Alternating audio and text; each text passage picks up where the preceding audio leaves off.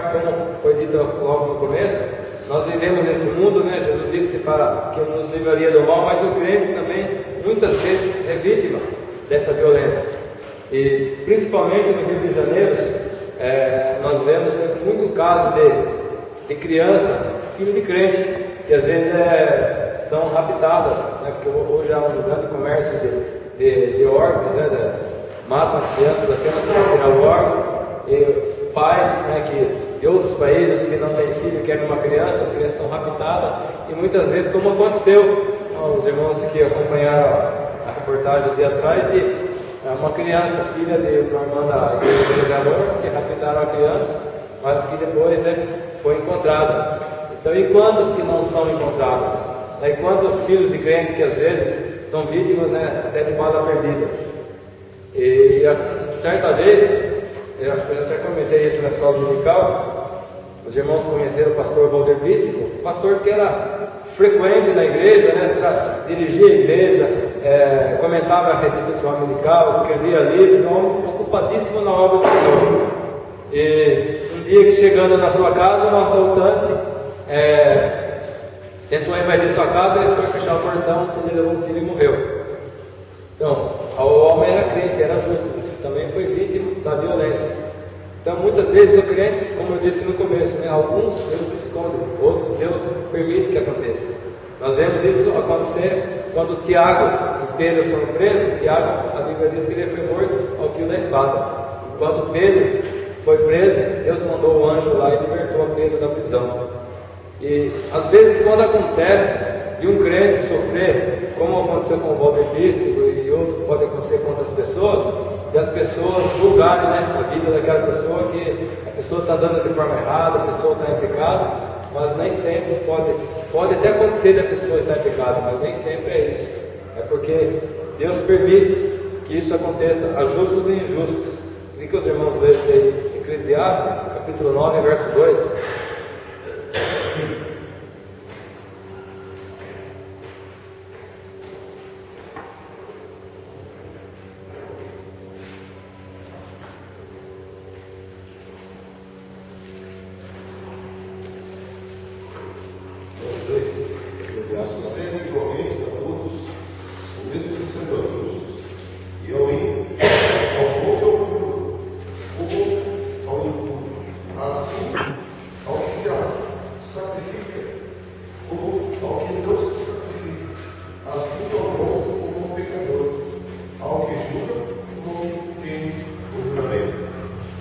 Então nós vemos, né, que o mal aqui, a violência, ela acontece tanto ao ímpio como ao crente.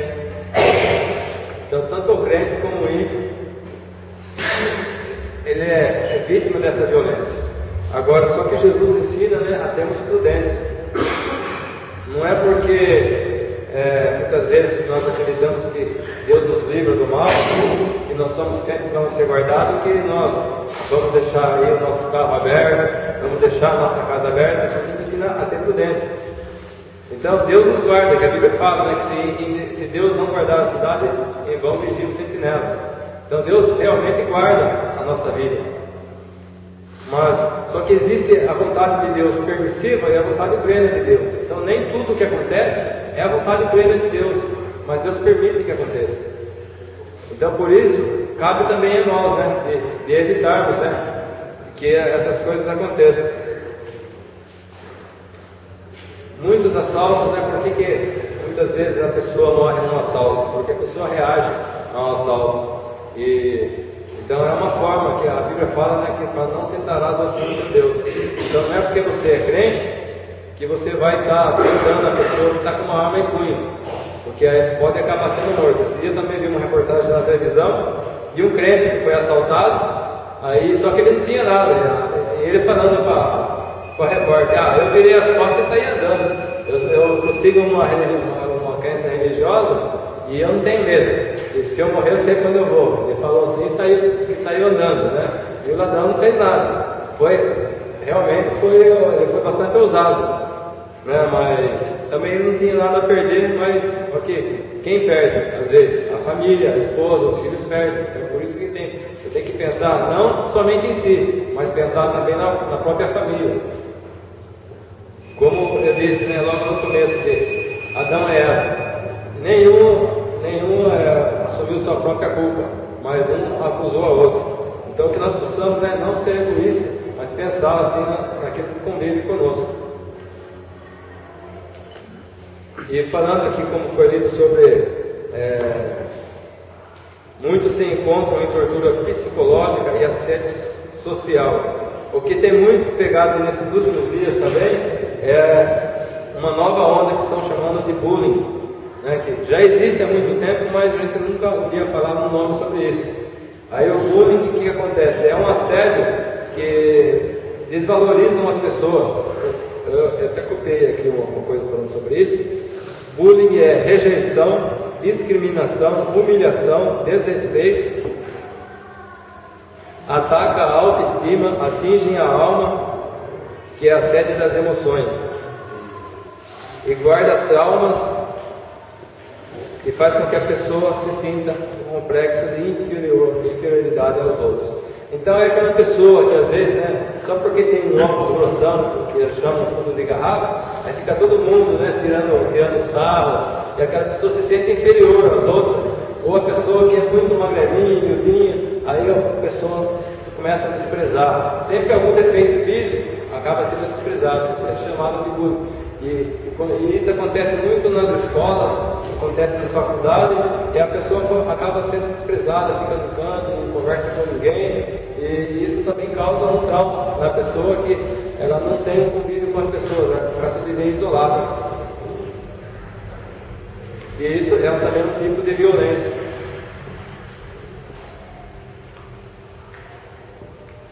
Continuando na lição. Quando isso acontecer, lembre-se da palavra de Jesus: bem-aventurados os perseguidos por causa da justiça, porque deles é o reino dos céus. Bem-aventurados sois quando por minha causa vos injuriarem e vos perseguirem, e mentindo disserem todo mal contra vós. Então nós vemos, né, como eu disse no começo, muitos são vítimas de violência e muitos são até caluniados por coisa que não fez. Jesus falando aqui, dizendo que muitos mentirão, né, contra eles, nós vemos, como eu disse no começo, no caso de Nabóte, né, que levantaram a falsa testemunha e para acusar que ele tinha blasfemado contra Deus e matado a Nabóte. Jesus também, né, no seu interrogatório, levantaram-se ali 2 testemunhas.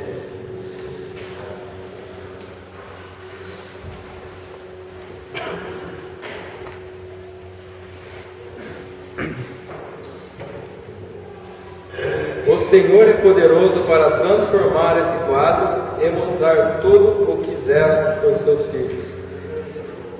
Vamos ler também Daniel, capítulo 3, versos 17 e 18.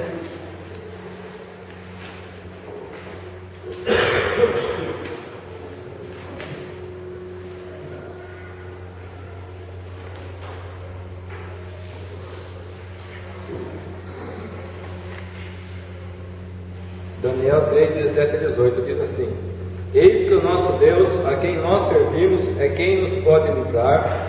Ele nos livrará do forno do fogo ardente e da tua mão, ó rei.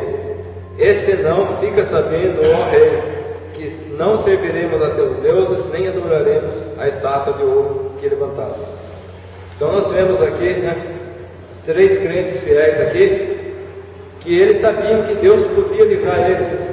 Mas eles mesmo dizem ao rei que se Deus não quisesse livrar, eles seriam livres da fornalha, porque eles estariam com Deus, né? Suas vidas estariam salvas. Então, o que eles quiseram dizer? Que eles, se Deus livrasse, ou se Deus não livrasse eles continuariam, né, firmes no propósito, adorando somente ao seu Deus. Como diz aqui na lição, né, que Ele pode nos livrar. Então nós devemos ter essa certeza, que Deus pode nos livrar, né, da violência e das aflições. Mas se Deus também não nos livrar, não é por isso que nós vamos negar a nossa fé, que nós vamos, né, começar a duvidar do amor de Deus pelas nossas vidas. Que muitos começam, né, a murmurar porque acontecem as coisas na sua vida, mas devemos saber que Deus, Ele pode, né, nos livrar, mas tem a sua vontade permissível. Como eu disse, né, um pouco antes sobre Tiago e Pedro, né, que Tiago foi morto à espada e Pedro foi livre. Estevão, né, professando a fé, foi apedrejado. Né? Quanto Paulo não foi apedrejado, não sofreu por amor do Evangelho? Então o Senhor é aquele que a vontade está nas suas mãos. 1 Pedro 3,17.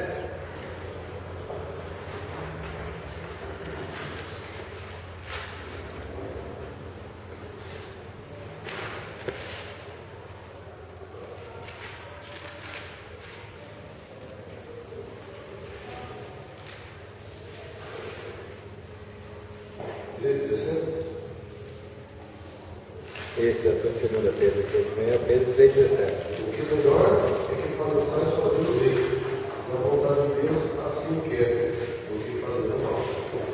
Então, os irmãos veem esse versículo dizendo, né, que é melhor padeçais fazendo bem, se é a vontade de Deus assim o quer. Então está falando sobre padecer, a pessoa padecer é sofrer fazendo bem. E falando se é a vontade de Deus o quer, porque eu já ouvi pessoas dizendo que Deus nunca quer que a gente sofra ou quer que a gente fique enfermo, mas aí também tem a vontade, como eu disse antes, tem a vontade permissiva de Deus e a vontade plena. E se, por exemplo, a doutrina da prosperidade prega que um crente não pode ficar enfermo, um crente não pode sofrer de violência. E como eu disse antes, né, que o crente até pode, que a vontade permissiva de Deus, as coisas acontecem, não porque Deus quer que aconteça aquilo, mas que nós fazemos parte desse mundo mal e as coisas acontecem, mas Deus sabe que isso não nos vai desviar do seu caminho. Agora, na vontade plena, se Deus não quiser que aconteça, não acontece. E aí é Deus operando, né, em nossa vida, para que não aconteça. Ponto 2. A ação do bom samaritano. Eu falei que a lição era curta, que ia passar tudinho, mas pelo jeito não vai dar tempo. Mas esse último tópico é mais rápido. O Senhor Jesus contou certa vez uma parábola cujos personagens centrais são um samaritano e um israelita. Ele está falando aqui um israelita, mas ele supõe que é um israelita, mas o texto mesmo não mostra que é um israelita, que fora espancado por salteadores. Está em Lucas 10, 25 a 37. A vítima foi ignorada até mesmo por um levita e por um sacerdote. Todavia o samaritano, alguém abominado pela nação judaica, compadeceu-se do israelita, socorreu e responsabilizou-o por seu tratamento.